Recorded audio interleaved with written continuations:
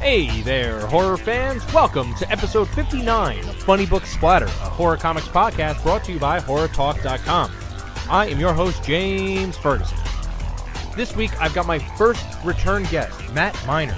I had previously spoken with him about his work on Gwar, Orgasmageddon, and This Nightmare Kills Fascists. This time around, Matt's here to talk about his new slasher comic, Poser, available now from Waxwork Comics. It's a unique comic in that it comes with its own soundtrack on vinyl, which really adds to the overall experience. Poser number 1 is currently available exclusively through Waxwork Comics. Trade paperbacks of Gwar, Orgasmageddon, and This Nightmare Kills Fascists are available now as well. Both are definitely worth checking out. Matt can be found online on Twitter at MattMinerXVX. That is it for the news and updates this week. Now let's dive right into episode 59 of Funny Book Splatter with my guest, Matt Miner. Definitely. You'll be my first official return guest on the show. So, yeah. Hey, there you go. Right. I don't know how I'm gonna name the episode just yet. I mean, it might just be Matt Miner number 2, but then and then I'm like, I just don't want to call things number 2 because, that's where my mind goes. So I'm like, yeah. I gotta think about the best way. Matt Miner takes a number 2. But we're really excited about his new projects. Like, it's good. I'll think about it. I might still settle on that, but I got to think about the way I gotta. I think you gotta lean into it and be like, Matt Miner drops a big number 2. You gotta lean into it, man. He's making a big splash with this next book. Yeah. I always just embrace the childish potty humor. Yeah, I think that's probably where it'll end up going. Nothing wrong with that. Yeah. So I have read the book. I have listened to the soundtrack. So cool stuff, and I definitely have a bunch I want to talk to you about for this. I can't remember when you were on last, but I think the last time we spoke was for This Nightmare Kills Fascists, and I think you were in the midst of Gwar, so we kind of did like a double theme there, and then and now This Nightmare Kills Fascists is out there in the world. We got and the Gwar trade paperback is coming out, I think, this week. I think so. It's been delayed a bunch of times. Right. So yeah, I mean, it's probably tough to release a book called Orgasmageddon. So I think it was just printing and shipping. Oh, okay. I don't think the censors were keeping us down. You know? I mean, there is actual porn out there. Yeah, very true. Although it's funny. Not that long ago, there was a book. I think Athena Voltaire from Action Lab from Steve Bryan.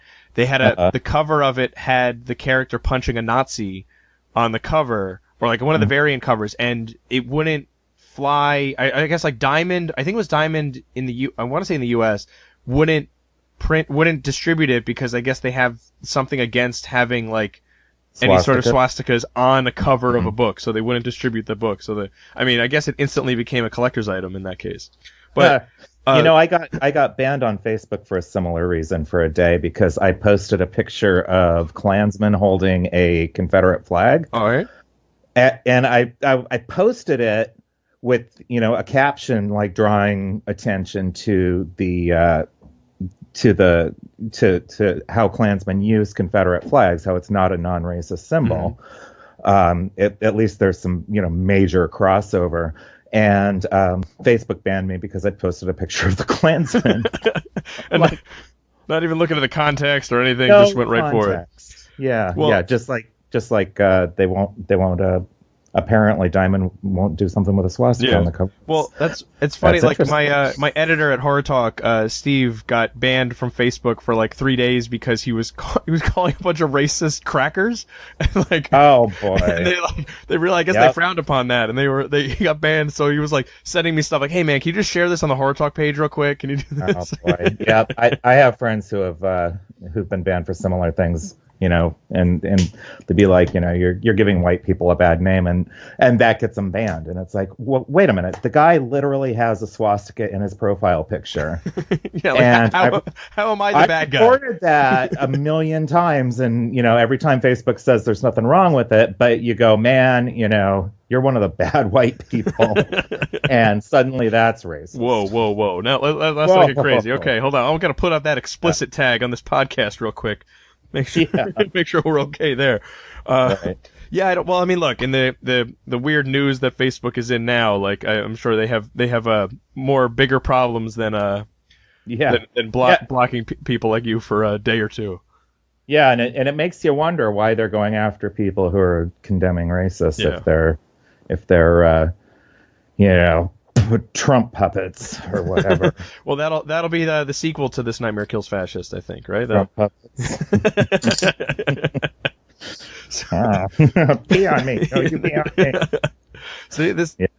What I always am astonished by are like the brilliant ideas that like get popped up in conversations like this on this show, where it's like, oh yeah, like we should totally do this. Like how do we get Trump puppets as a thing?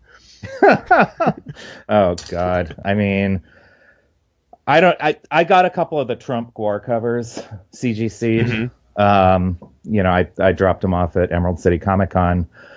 And just because like the decapitated Trump and the golden shower Trump covers are just, so cool and like a big middle finger. And I was like, I don't really want to display those on my wall though. Cause that's a weird feeling. But cause then I have to look at Trump. Yeah. Cause I mean, I don't CGC stuff to like, get them valuable or whatever. Mm-hmm. I have frames and I can like snap in my own comics into these frames and swap them out every here and then, it just makes a nice display piece. Yeah, it's a weird feeling, I'm sure, that like, you're torn, that you're proud that you worked on this and you're happy that this cover was made, but maybe that goes in like, a different area, that maybe that goes in the bathroom or something, case, right? So you're it'll be protected. We'll see how sturdy the CGC case is. That's funny. All right, so on that note, let's talk about Poser real quick. So since you've been on the show before, I've actually I've added just a modicum of format in asking the creator to kind of pitch their book a little bit. So if you had to explain Poser to somebody like on the convention, if you describe it to them. Okay, well, Poser is a slasher horror told in the punk rock scene of Southern California. It upends some of the traditional slasher tropes, and it's a book that's incredibly personal to me because I came up in the punk scene. I used to live in Southern California, and there's a lot of myself in this book. So I hope people dig it. It's incredibly gruesome, and the art is beautiful. Clay McCormick's doing the art. He was one of Sean Murphy's students. Doug Garbark's doing colors and kind of taking cues from Argento movies for the color schemes, and it's turning out great. So I'm super stoked on it. I'm glad that you said that it's personal to you because of the punk scene and not just like because I murder people. Like, Yeah, right. Yeah, like that. This could have taken a really weird turn right off the bat. I'm just like, oh, okay. So like, what's that like? Funny story though. My mom just basically disowned me because I write about slashers and zombies, and she thinks that's evil. Huh. So yeah. So apparently she thinks that if you write about it, you must be like messed up in the head too. So yeah. See, I never totally got that. Like you could, because especially with horror, like do you really think Stephen King is out there like straight up murdering people or dressing up like a clown? I mean, like. Yeah, I know, right? And she's, and that's a funny thing. She's the one who got me started on horror when I was a kid because I would read her Stephen King books when she was done with them. That's what I was just going to ask, like, because everyone's kind of gateway into horror is that it tends to be like a parent who was either a parent that was into it or a parent that was like maybe not watching as much as they should have. Been like, oh, the kid's reading. Yes, go ahead, give them a book. I'm so glad that they're reading. Right. No, she would, she'd read them and then I'd read them. So I mean. I don't know. I am what you made me. Well, I'm sorry to hear that, but yeah, I definitely got a couple of things. I mean, obviously the slasher vibe from the book, and totally gruesome. Like some of the there are no punches pulled in terms of like the gore on display here. It's just like like that's it. And then like when like obviously I'm not going to spoil anything here, but like there's just certain aspects like I was not expecting that, and then when it came, it was like oh holy shit, like so good idea for that one. I think you're thinking of a particular splash page, and writing that one, I was just like, oh man, how messed up can I make this scene, right? Yeah. And so I wrote it out, and then the art came in from Clay, and I was like, oh God, we went too far. We really went too far. We can't go back now. We're just just lean into it, just the poop humor, the same thing, lean into it. That's it. It's gorgeous though. Yeah. I mean, he did a fantastic job, and it's so gross. Yeah. I mean, that's the kind of thing you want from a horror comic, and a slasher one at that. So it's brutal and it's scary. So I'm into it. Yeah. I'd read this comic. There you go. See, what you want to make stuff that you're gonna like too. I mean, if you wrote something and you're just kind of like, yeah, I mean, it's all right. Like, that's not a passion that you could really kind of do much with. So this is definitely my favorite thing I've written. And, I started off writing the books that I wanted to see, like with, my animal rights stuff and Liberator and Toe Tag Riot. And, and I just wrote Gwar, and so saying that this is my favorite thing I've written is really, yeah, that's like it should carry some weight. Yeah, really, that's saying something. I just wrote Gwar. Yeah, I know. Like, but I mean, we can, I don't know if this is a spoiler or Easter egg more, but Gwar does make a kind of Easter egg appearance in this issue. So there, you may have moved past Gwar, or well, from a writing perspective, but you can never take the Gwar out of you. No, never. Oh, once a slumdog, always a slumdog, right? Scumdog. Scumdog. See, I'm sorry. See, that's why I'm not Slumdog's that thing in India, that movie where the kid goes on Millionaire. See, that's why I'm just the reviewer. See, I'm not you can see how much homework I clearly did on this. So. I won't tell Gwar you messed it up. 'Cause they'll fucking murder me. That's they'll spare your life. Yeah. But so first let's talk about the art. So how did you connect with Clay to work? I mean, I like that you pointed out that he's a one of Sean Gordon Murphy's studio or students there, because like I definitely got that kind of vibe from some of the artwork. Like you could see that it's in terms of his style and look and feel and stuff. Yeah. Well, I got introduced to Clay through my friend Chris Dabari, and he's a horror comic artist. He drew Magdalena, the latest reboot from there. Right. Yeah, and he's awesome, and and he's been friends with Sean Murphy for a while, and he knew Clay through Sean, or they're all in a circle there. So when I had this idea, Chris suggested that I reach out to Clay, and Clay had just done his internship with Sean, and his art was a perfect fit. It's gritty, but it's evocative, and he's really great with the body language and the facial expressions. So his storytelling is extremely solid, especially in those quiet moments that you need with a really kind of spooky horror book. Yeah. So yeah, I thought he was a great fit, and he's just been killing it on this. So couldn't be happier. Yeah. Now, how long is the series set to run? 4 issues. Okay. Yeah. So it's a 4-issue mini. It'll get collected to trade. Right now, it's at the Waxwork site in like a deluxe format that includes the soundtrack that you mentioned. Yeah. It comes with a vinyl soundtrack with original music that's kind of like a cross between hardcore punk and kind of like retro wave, synthwave stuff. Mm-hmm. So it's kind of like Carpenter Brute meets Conflict, or so, something like that. Uh-huh. What is that Tangerine band? I don't know. Tangerine? Yeah, they did the Thief soundtrack. No. Oh yeah, of course. Yeah, I heard Tangerine, and I'm like, isn't that I don't know. I have no idea. I'm out of my wheelhouse. It's that synthwave kind of stuff meets hardcore punk, and it's really weird and cool.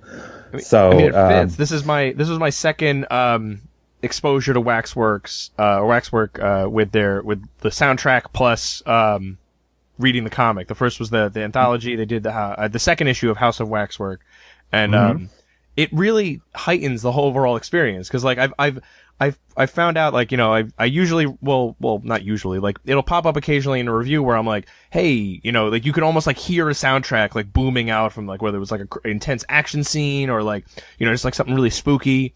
But this, like, you actually hear that. Like, you can hear it, and it's surprising how well it fits from not only a, tone and, good music kind of, format, but just in terms of, like, I read the book and, like, it lined up pretty much exactly to like what I needed. Like I finished the book around the same time when the music ended, so everything kind of lined up there. Perfect.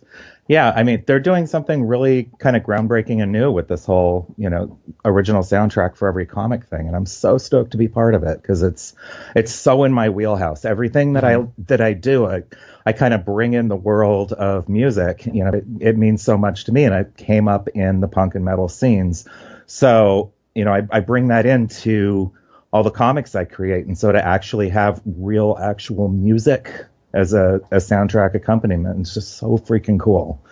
So I'm super stoked on it. How involved? Yeah, no, how involved are you were you in terms of the creation of the soundtrack? So are you like involved in terms of choosing the musical artists or anything like that, or is it kind of like a collaborative process with Waxwork? No, that was completely Waxwork. They know musicians. Kevin, the head of Waxwork, was a musician for a long time. He still is. And clearly they know a lot of people in the music industry as they're putting out all these horror soundtracks. Yeah. Like really, really nice presentations and really nice remasterings of all these horror flicks. And so they handled that, and they nailed it. I mean, they completely nailed it. So I couldn't be happier with that. Yeah. It's a good fit. And like you said, like the punk scene and everything, like you get that kind of like immediate vibe, and not just because like, hey, that guy's got a mohawk. Like it's right. It goes more to that. And like, clearly like, you have your punk street cred is definitely qualified, I think, from what I understand anyway. Like I'm over here as a one step closer to it being a narc. Like I'm more on the other side of the spectrum, I guess. So I think it fits really well to it. I don't know. I mean, punks are all just like nerds who didn't fit in. So I mean, it's just a matter of like, did you split off and find yourself in the punk movement or not? That's all.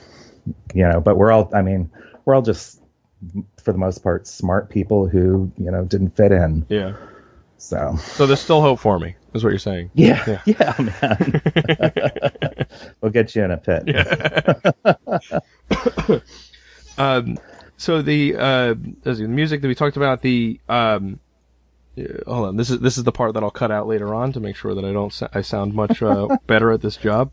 No problem. Yeah. This is where I can say butts.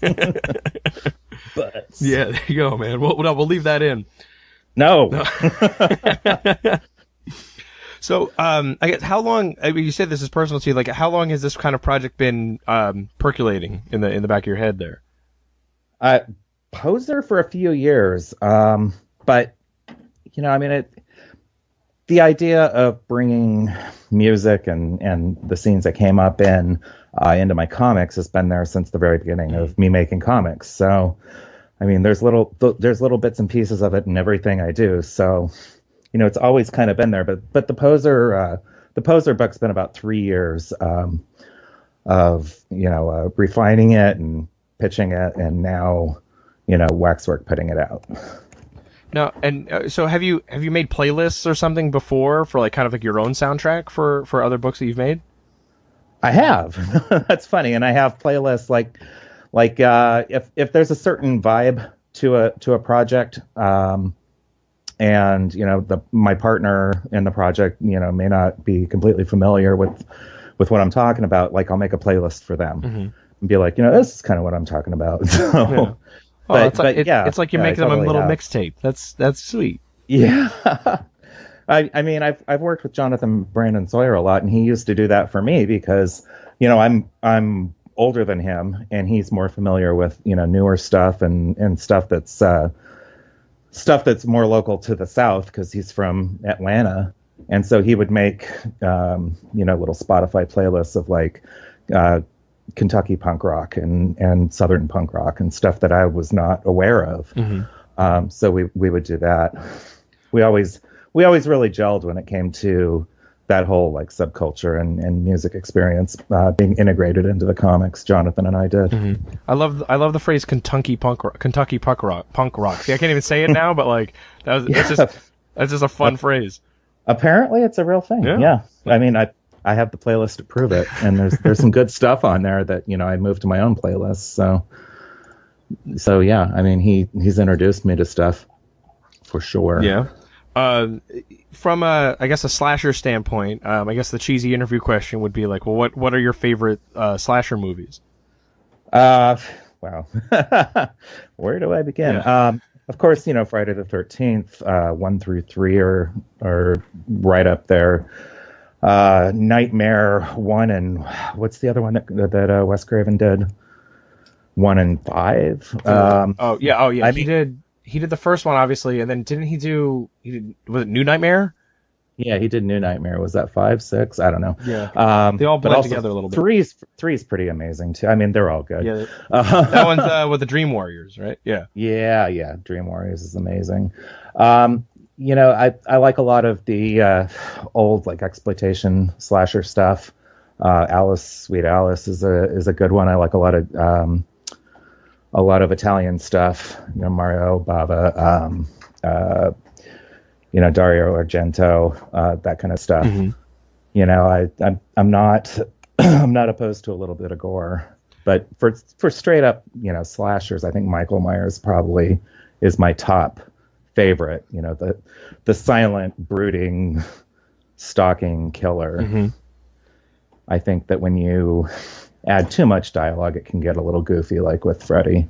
Yeah, well, but I still love Freddy. It's part of his thing. I feel like you can't not love Freddy with with some of the things that he did. But I have a Freddy for President sticker right here. So I love Freddy. And I think the one of the things that works so well with something like Michael Myers is just like it's since he doesn't speak at all, and I guess a little less so than like Jason, because Jason, all right, you kind of like, it's because, the camp counselors and everything. This is why he wants to kill the camp counselors. Michael Myers just feels more almost like randomized, where it's like, he's just going to kill a lot of these people. And it's like, we maybe don't know entirely why he's going to do all this stuff, and it doesn't really matter. And that kind of makes it doesn't scary. Matter. Yeah. And I just love it. I've always loved that. I've been trying when I was young, like, Mom would let me read Stephen King books, but didn't let me watch a lot of horror movies. Mm-hmm. So I've been, visiting a lot of horror movies that I didn't see when I was young, from the 70s and early 80s, a lot of the cheesy B-movie stuff. Yeah. So I've been, gorging on that ever since I was, old enough to rent my own VHS tapes. Yeah, you have I've seen it's like popping up on like your Twitter and Facebook feed. Like, it's like, wow, like you're fully embracing like all of it. Just like, I'm gonna find the weirdest, craziest shit, and like, this is what we're gonna watch. And and I mean that in like the most complimentary fashion of like, I had no idea this existed, but now like I need to hunt this down too, because like, how, like, where did you find this? So is it like a lot of like eBay talk or something? Yeah, there's so much out there, and I just I listen to a lot of recommendations from people like Chris Davari, mm-hmm. and I find a lot of used DVDs on eBay, and it sucks when they're like, oh yeah, like in Blood Spattered Bride when XYZ happens, and I'm like, I haven't seen it, it's like, but then I go pick it up, so yeah. I have I realize that like in having conversations like this, I'm like, oh yeah, I don't know what Blood Spattered Bride is either, so I'm like, all right, I'm gonna have to go and look this one up now too. It's really good. Yeah. See, I gave up early on. I would review horror movies too, and I'm like, I got stuck with so many bad ones, and I'm just like, guys, can I just do comics? Like, can I just do that? Like, yeah, go ahead, just go nuts. Like, so I'm like, I'll do comics, and like every so often, like if I see something that like almost like comes a little bit into the comic book realm, or like looks or has like someone in it that I'm interested in, I'm like, all right, I'll ask for permission to like review that one, but otherwise I'm like, I just gotta stay away from it, because I got burned way too many times. So I'm like, let me watch the stuff I actually like. Yeah, I mean, as far as horror movies go, it's kind of like what they say about pizza, like even bad ones are good. Yeah, there are elements of it. Like for me. Yeah. There's always an element of it that, like, you could find some redeeming quality, but like sometimes you're just like what just happened here? Like, all right, was this just like a gore fest and like that was it? And there are places for that, but like at times it's like, I don't know, maybe I was at a more critical eye back then, because that was shit like at least like 5 or 6 years ago. So maybe my tastes have changed a little bit for it, because I've come to embrace horror a lot more now, and have a deeper appreciation for it now than I did when I started writing for Right. Horror Talk. So it was like I was like, yeah, I liked it, but at the same time, I'm like, I just want to talk about comic books again. And then now that's kind of like branched out, and I recognize how you can like build tension and do all this kind of stuff to it. And I'm like, this is really cool.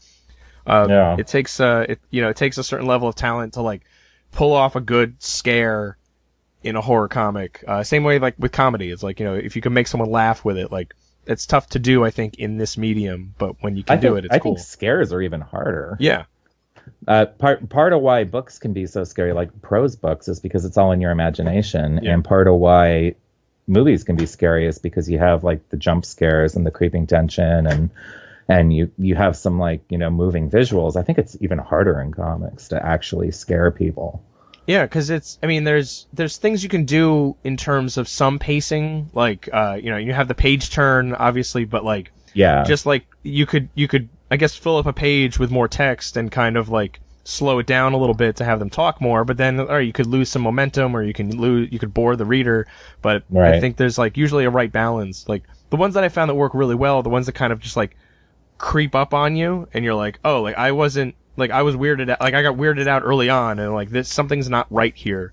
And I think you get some of that vibe with Poser because of like, the crazy opening sequence that then immediately goes into like what seems like a normal kind of like day in this like family and this group of people, and then it's like, well, that like their days are they're not all going to make it out of this. I feel, it's like they're going to be faced with this, because like it wouldn't be a story if it was like this happened like 20 years ago and now something else is yeah wouldn't be much of a story then. So I think knowing that like there are targets painted on these people, and we're learning their personalities, and obviously, and then you start like building up like, oh, this is my favorite. I like this person. I really hope they make it out alive. I can guarantee you're never gonna guess who's behind this. I have no idea where to start from it, and I love that. Like I think obviously like I think there's a red herring thrown in there of like, oh, this is too convenient. Like this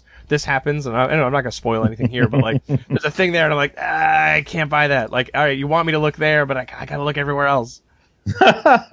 You're never gonna figure it out. I can't wait for issue 4 to come out, and people be like, "What the fuck? Really? That? He was a dog the whole time? I told you it was gonna upend some tropes." Yeah. So like, I guess what are those tropes that you're kind of like playing with? Can you talk a little bit about that? About how you kind of like, or were they tropes that you liked or disliked that you're like, I always wanted to do it like this, or why didn't anyone do it this way? Well, there are definitely tropes that I like. The killer looking in through the living room window at his prey, that kind of stuff. I love that shit, right? But there are tropes that I hate, like, if you're watching a slasher movie and there's a black person, the black person's gonna die first. And it's like, that's fucked up. Yeah. Like, why do we do that, right? So, or the woman's gonna take her top off, and it's like, all right, right. Like, some of that's unnecessary. Yeah, like that's not gonna happen in Poser. There's multiple people of color. I guarantee, like, they're not the first to die, if at all. Who knows? So yeah, I mean, there's some other tropes that I wasn't real happy with. But if I talk too much about it, it might end up spoiling. Yeah. So I don't want to go into it. I don't want to give it away yet. No. But I mean, you have to buy it. Yes, definitely. And the best place right now is exclusively through Waxwork. Is that right? Yeah, waxworkrecords.com or waxworkcomics.com. Mm-hmm. It goes to the same place. But yeah, for only $15, I thought I would have sworn it was going to be more because it's original music. But you get the blue and black like splatter vinyl and the issue 1 comic with a somewhat exclusive cover that has a little blurb on it that says, comes with the record. So, yeah. Are there plans to release it, I guess, without the record down the line? Yeah. So that's what I was just going to say. From what I hear, the plan is that it's going to be in the May issue of the Diamond catalog as just a standalone comic version. But if you go to the Waxwork site, you can still listen to the music, like stream it from their site. Yeah, but it definitely do that. I can't stress enough. Like now, like I have a I'm going back to like regular comics. I've been spoiled with the 2 comics that I've read from Waxwork, and I'm like, this is such a cool experience to like have this little soundtrack attached to it, and like, you know, being able to play around with it. And like, all right, like this, it just fits. So it's a nice additional kind of touch to it. I love it. They're doing something a little disruptive and something that I've always wanted to see happen with the music accompaniment. I mean, I just love what they're doing. I'm so excited to be part of it. Yeah. Yeah, I guess the harder part will be for you to go and like write for anyone else, I guess, at this point, to say like, oh, well, what do you mean you don't have music? Well, what do you mean? Yeah, right. I got to get on Gwar, like if we do a series too, like you guys got to do a new album. Yeah, now. really. That would coincide. Well, didn't that? I mean, like slight spoilers for Gwar, but like that led into an album as well, right? Yeah. So the Gwar series that ended up, the trade paperbacks coming out on Wednesday. So probably like by the time this airs. Yeah, so this will probably drop on that Friday. So yeah, it's out the 21st. So by the time anyone's listening to this, you'll be able to pick up the Gwar Orgasmageddon trade paperback. Right. So the story in Orgasmageddon leads right into the story in their new album. And for anyone that doesn't know, Gwar is very much about their lore, which is like the story canon. So they have this long history behind all the characters. And so it was cool. Like when I saw Gwar on the new tour, during the intro, they actually talk about Orgasmageddon before the guys come out on stage. Well, that's cool. And I was like, whoa. I made that. Like, yeah. That was cool, because they're talking about following the events in Orgasmageddon when blah, blah, blah, blah, blah. And I was like, whoa. little chills. And afterwards, my contact in Gwar, Matt McGuire, he texted me, and he was like, hey, did you like the call out to Orgasmageddon? I'm like, what do you think? No, I hated it. I hate fun and good things. God, how dare you without asking me? I can't believe you would reference the comic that we all made together and loved. Right. Oh, man, that was the most fun making a comic. Like, so much fun. I hope we get to do more. Yeah, that's what I was just gonna ask. So, like, is that the hope then is to do more Gwar? I guess part of that will be sales of the trade, right? Yeah, well, I can tell you there's something new on the horizon, and it's probably going to be a little different than you expect. So there will be more Gwar sequential comic stories on the horizon. Cool. Yeah, I mean that I wasn't even a Gwar fan when I started reading that, but I was like, I have to be exposed more to this to this group, because this is insane. Well, I showed you the penguin attack video, right? Yeah, that was after the last podcast. That was like, something I'm never gonna forget. I'm like, wow. That's the essence of like a bananas Gwar show. Yeah. Penguins shooting blood out of their eyes, and I mean that was always my favorite tour. Like that was like 1995 or something. Yeah. I fucking loved that tour. 97. I don't. Oh man, it was so much fun. The Penguins would come out and they'd be doing like the Three Stooges routine, and then they'd start shooting blood out their eyes. And, like they do. It's just... Yeah, that's what Penguins do, right? Yeah, no, I'm pretty sure I saw that in March of the Penguins. It was like they go out and then it's like they shoot the blood out of their eyes and they come back and they're like, I'm ready to be a dad, and like that was how that worked. Hold this egg between my knees. Yeah. Yeah, it was either that or Happy Feet. It was one of the two. I can't remember. God. What were we talking about again? So all right, Poser. So all right, so you have your own made for this comic soundtrack, but have you kind of been like kicking around your own playlist for it as well, and kind of making that sound that you were looking for? I haven't, and maybe I should. Maybe I should. I'm going to do that. I'm going to do a Spotify playlist of like songs that fit in that world. Mm-hmm. I mean, I guess like my thing is like, well, you have a soundtrack and like Waxwork did it, but like, at the same time, like you can still do your own, like, kind of like vibe to it. That's like, playlist, 2 or 3 songs that are attached to this, but like, I also don't want to piss off Waxwork. So it's like, I don't want to come, like, hear this and be like, what the hell are you talking about? Like, we made music for this. You don't need more. Yeah, right. Asshole. No, like, I mean, we could do like additional songs. Yeah. Music from and inspired by the, Right. Yeah, I mean that sounds like a fun thing to do tomorrow morning. Why not? There you go. So I'm glad I gave you something else to do. Like, Yeah. Yay! I don't know. It's more fun than working on spreadsheets for the next anthology project. Yeah. So. Well, yeah. Well, I don't want to talk about that too early, but yeah, that's spreadsheets are fun. I wrote a script. I wrote a 5-pager through a comics experience because I'm in their intro course. And I used an Excel spreadsheet to like plot out my panels. Oh, really? Yeah, because they were like, it was a five-page script, max of 5 panels per page. So I was like, all right, I'm gonna like, I have 25 max panels. Like, here's how I can do it. So I put it all in an Excel spreadsheet. Like, this is what happens in every panel, and then I took that and put that into the script, so like I could expand upon it there. But I was like, all right, this way I'm making sure I have one action per panel. Like, it's limited in that. Like, it worked out. Yeah. I was very surprised. Huh. So that's a new process that I'd never thought about. My spreadsheet is simply like keeping track of people and their email addresses and what stories they're working on for these anthology projects. But that's really interesting. Like, I'd never thought of using a spreadsheet to do my outlining. Yeah, I mean, I'm glad I was able to use like the ridiculous amount of time I've had to spend in Excel spreadsheets during my day job that I'm like, oh, like I could do this, write comic books. So we'll see how that one works out for me down the line, I guess. Yeah, why not? Cool, man. Yeah. I think I'll stick to my personal process. Yeah, man. You do what works for you. Yeah. If that works for you, that's great, man. It's very interesting, actually. I feel like it's like the dorkiest way to do it. Of just like, oh, well, I put it all in a spreadsheet, but I mean, it works. We're all comic nerds. Yeah, so. I know. I guess I can't like throw that. I don't know what the hell I'm going with an analogy, but can't go too far with it. Yeah. Yeah.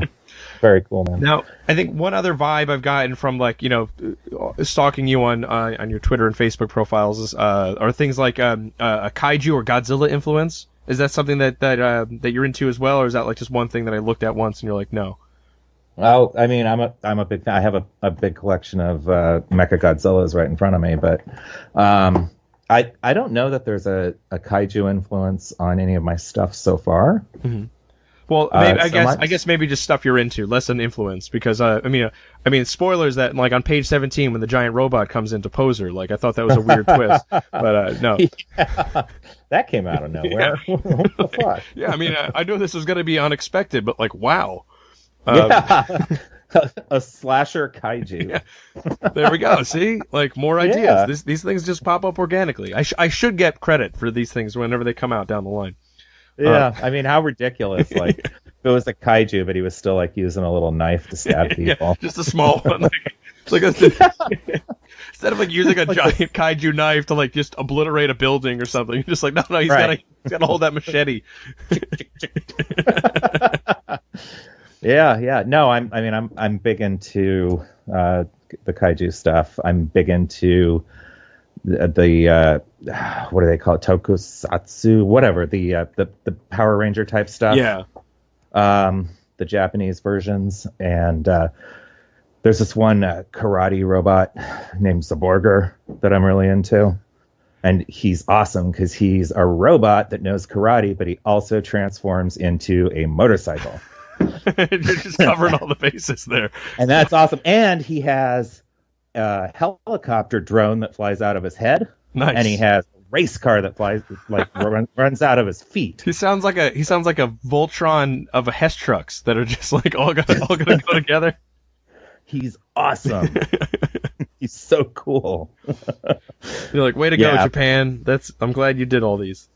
I love that stuff, and I love like Ultraman, and I have like a billion Ultraman figures, and I'm a fan of weird Japanese stuff. Well, there's a lot to choose from, but I mean, like, I guess with that, would you ever want to do like a kind of kaiju story? Yeah, of course. I mean, that'd be great. Of course, that'd be like a dream, to work on something like that, or to create my own. Yeah. Okay. I mean, yeah, yeah. So I guess that was a dumb question. I'm sorry. Like, whoever owns the Godzilla license, I'd freaking love to. Yeah, I think that's still IDW. They've been putting out stuff off and on for years. But it's They just have like full writers like Dwayne Swarzynski working on it though, so I don't know. They had a bunch of. It seems like it went in cycles, and then it was like they had an ongoing for a little while, then it was like a bunch of miniseries, and then now it's it's a little dormant. So hope like Godzilla, maybe it'll come back. Oh man, I'd love to. yeah. I mean that'd be a lot of fun. Except I always like the weirder characters. Like I really like Mothra a lot, and like Mothra is nobody's favorite, but I love Mothra because Mothra is like trying to defend the Earth and the environment. You know, I mean, Mothra was an environmentalist before it was cool. And so that's one of the characters that I connect with. And I love Mechagodzilla just because he's so much cooler than regular Godzilla. So well, I mean, look, it's a giant robot Godzilla, so like you got a lot there that you can love. You can't go wrong with that. You really just can't. One of the things I wanted to kind of like follow up with, and you mentioned before, like so your earlier work with things like Liberator, Totec Riot, like you're kind of going through I guess I don't want to say getting out, but like working through like your positions in the world, like your viewpoints in the world with things like the animal rights and killing the Westboro Baptist Church. Right. But I guess was that stuff that you wanted to kind of like I guess get out there into the world, or is that like because now like Poser is a different kind of tale. Like I don't want to say it's like not a book with a message or something like that, but like it's apolitical. It's not it doesn't wear its politics on its sleeve like some of my other books. I mean, Poser's a slasher that anyone can like. Even God forbid Trumpsters. Like you can come on over and make America great again with Poser. So, but I mean, that is not a sound clip I'm going to take out of this this podcast. Matt Miner says make America great again with Poser. Yeah, I mean, Poser doesn't have the same level of obvious politics. So, I mean, it's a little more nuanced. But I still love doing the in-your-face, this is what I believe politics stuff, and I'll continue to do that as long as people are willing to publish it. So you can probably expect to see something else from me pretty soon on that front. Yeah, I mean, well, and look, that now is the perfect time for something like that as well. I think like not just because it's like people are into this kind of stuff right now. Like it's people started to care. Yeah, funny how that works. But just that it's so much in the cultural like zeitgeist, whatever. That it could not be more relevant. So like the art that's going to come out of this like horrible time in history is going to be really great, and we've already seen some of it like with things like This Nightmare Kills Fascists. Like that was some crazy ass shit in that book, and it's like like it's very relevant now, and like the scarier parts of the fact that I'm like, this isn't that far off from reality. Like there are things in this book that like I could almost see happening, and that makes it really, really scary. Yeah. We kind of felt the same way after TNKF got finished, and it was like, wow, this is a little too on the nose for how the world kind of is right now, anyways. And so our next anthology is going to be a different take on a better future. It's just all going to be about like sunshine and ponies and rainbows and just nothing but happiness. Yeah, rolling fields. And, but it's going to be more like less Mad Max and more Star Trek. Okay. Kind of more of a problems and utopia kind of future rather than this dystopian nightmare that we've been promised for 20 years and is finally coming around. So yeah, I like there's been this like kind of wave of like, I don't know how it's describable, like dirty sci-fi, not like dirty in terms of like an adult, but just like sci-fi where it's like, we reached for the stars and we fell short, and it's like this is as far as we got. Humanity you mean like Black Mirror type stuff? Yeah, Michael Morrissey had a couple books like Roche Limit, that I think it's pronounced Roche Limit, that that were just like, it's like, like we just weren't good enough. Like we had all these dreams of like we're gonna fly through space and do all this crazy shit, and it's like we barely got out of our own backyard, and then we fucked that up, and it's like, right, like we it's just not all it's cracked up to be. It's like, and that makes like it's a kind of dystopian future, but it's also just like, you know, I guess like kind of like the worlds of Star Wars, like the kind of technology that you see in Star Wars, which was created because like, well, it was the 70s and that's what they thought the future would look like, but it's like beat up and stuff. Yes. Oh yeah, I'm sorry. Whoa. Sorry. Please don't send me letters. A long time ago. All right, I got it. No. Yeah. But yeah, no. That kind of vibe is like really great. Like, yeah, Star Trek is is like an ideal kind of future there, where it's like, you know, we the planet Earth has put aside all of its problems, and we all you know are one kind of worlds, but you know, and we're going through the stars and kind of spreading that kind of peace throughout the world or the universe. But it doesn't mean there aren't problems. Yeah. So that's the kind of story that we want to tell in this new anthology that'll be announced soon, where it's problems and conflict told against the backdrop of, you know, a more positive looking future. Cool. So we can be like, well, you know, this little aspect sucks, but at least the world is better. Yeah, we're getting there, you know? Yeah. It gets better. That's Right. Yeah, so I don't know. Yeah, we'll come out of this all okay. Yeah, absolutely. So I'm excited to announce that. That's going to be a lot of fun. Is that going to be another Kickstarter project? I believe so. Yeah. Yeah. Cool. Like, I mean, yeah, like, because none of us are rich. Yeah. Hey, you know, and you've had some success with Kickstarter. You know, you've certainly delivered on a number of different projects. So it's, you know, it's not a bad platform, especially now that your following continues to grow and you're getting more and more exposure out there. So. Yeah. Thanks. Yeah. I hope people from this nightmare come on over. You know. Mm-hmm. So we'll see what happens. Hopefully it does well. You know, yeah. I would like to have a very successful, more positive book. Yeah, I mean, like those kind of things are, you know, not everything has to be, you know, grim and gritty and dark, but you know, there's certainly places for all those things in there. Yeah. All right. So look, Matt, to kind of like wrap us up a little bit. Let's make sure everyone understands the best places to find Poser. Again, Waxwork. Records.com are the best places to find that for now. But otherwise, you said in May it'll be in the previews catalog, so that'll probably be out like a couple months after that. Yeah, like June or July. And by then would the whole series be out through Waxwork? No, I think they're releasing quarterly. Okay. I believe. Okay. I'm not 100% on that. All right. So you know, we'll see. You know, hopefully there'll be at least one other issue out by that point. By the time the first issue hits comic stands. But I have to be a little patient because vinyl pressing takes so long. So that's the reason for that, because you know, not only do we have to produce a comic, but you know, there's somebody recording music, and then you know they're making records. Yeah. So and do they do that thing like what Kiss did, where they put blood into the record? I don't think no? so. All right. So, because I mean, but I'd like to put Kiss's blood into it. Well, that's not how they got the splatter side of the record shot.